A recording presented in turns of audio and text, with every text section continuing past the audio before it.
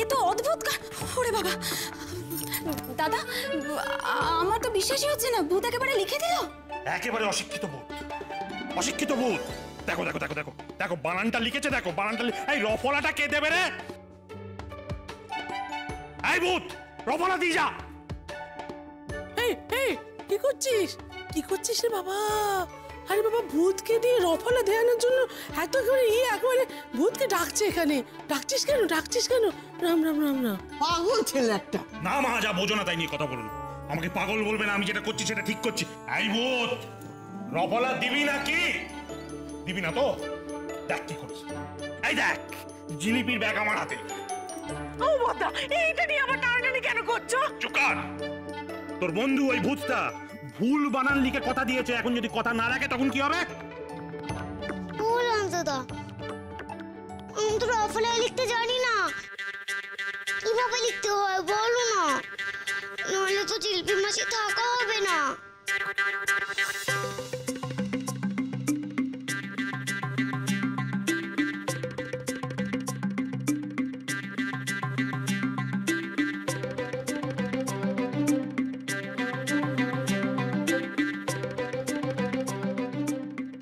বুঝে গেছি।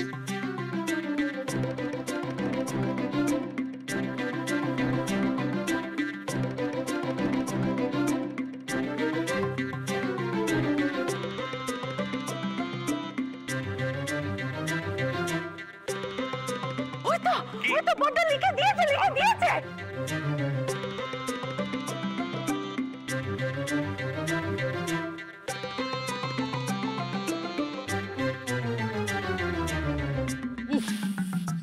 কোথায় রফলাটা দিল দেখ অসিত, দেখ দেখ দেখ দেখ দেখ, এই ভূতের কাণ্ডটা দেখ, কোথায় রফলাটা দিল দেখ।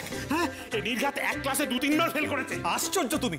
কেন ভূতের পাস ফেল নিয়ে কি এখন মাথা না ঘামালেই নয়? যা বুঝিস না তাই নিয়ে কথা বলিস না অসিত। ভূতের একটা স্ট্যান্ডার্ড থাকা দরকার। আমার সঙ্গে যুদ্ধে নেমেছে সেটা মনে রাখা উচিত। ওই ফেল করা ভূতের সঙ্গে আমি যুদ্ধ করে শেষে কি মান সম্মান খোয়াবো? ঠিক হয়নি বুঝি রফলাটা? দাঁড়াও, এক্ষুনি ঠিক করে দিচ্ছি।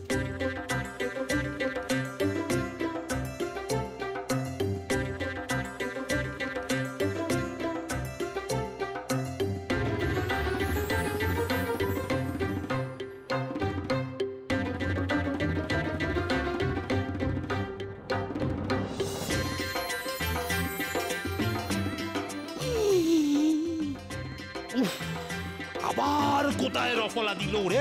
বাপরে বাপরে বাপ, একটা সামান্য বানান প্রমিস সেটা পর্যন্ত লিখতে শেখেনি।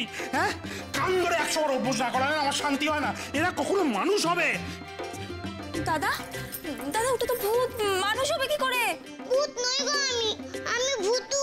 ভূতই হোক আর মানুষই হোক, একটা সামান্য বানান ভুল লিখবে? এটা বানান লিখতে পারে না, আমার সঙ্গে ভূতগিরি দেখাতে এসছে। উফ, আবার ভুল বানান লিখেছি। দাঁড়াও, আমি এই সব কিছু বন্ধ করতে পারি, কিন্তু একটা শর্তে। তোমাকে আর দুর্গাকে আমাকে ছুঁয়ে কথা দিতে হবে, এর সাথে তোমরা কোনো যোগাযোগ আর রাখবে না। শোনো, আমরা এখনো তোমার মতন এতটা পাথর হয়ে যায়নি। তোমাকে ছুঁয়ে আমি এত বড় কথাটা। এটাই আমার শেষ কথা তোমাকে।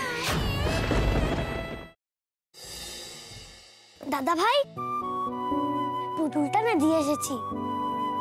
আস্তে, একেবারে বজরংবলী আন্টির হাতে দিয়েছো তো? না, আমরা তো দরজা দিয়ে গড়িয়ে দিয়েছি, ঘরে তো ঠাম্মু ছিল তাই ঢুকতে পারিনি। মা ঘরে ছিল? এ বাবা, যদি মার হাতে পড়ে তাহলে তো মুশকিল।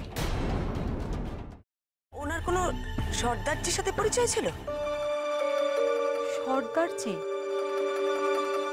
না, ঠিক আছে, আমি তাও বলবো আপনারা একটু ঠান্ডা মাথায় ভাবুন।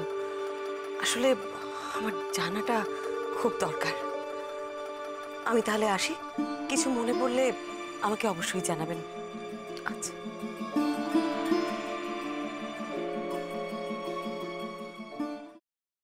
ফ্রাইং প্যানে Emami healthy and tasty refined rice bran oil গরম করে তাতে গোটা কালো সর্ষে আর কারি পাতা ফোড়ন দিয়ে ওর মধ্যে একে একে টমেটো কুচি, বাঁধাকপি বাটা, নুন, হলুদ গুঁড়ো, শুকনো লঙ্কা গুঁড়ো আর সামান্য চিনি দিয়ে ভালো করে কষিয়ে নিয়ে ওই মিশ্রণে কুড়িয়ে বেটে রাখা নারকেল, পাকা লঙ্কা কুচি আর কারি পাতা দিয়ে ভালো করে নাড়াচাড়া করে নামিয়ে নিয়ে নারকেলের স্লাইস, পাকা লঙ্কা স্লাইস আর কারি পাতা দিয়ে সাজিয়ে সার্ভ করুন বাঁধাকপির ঝাল।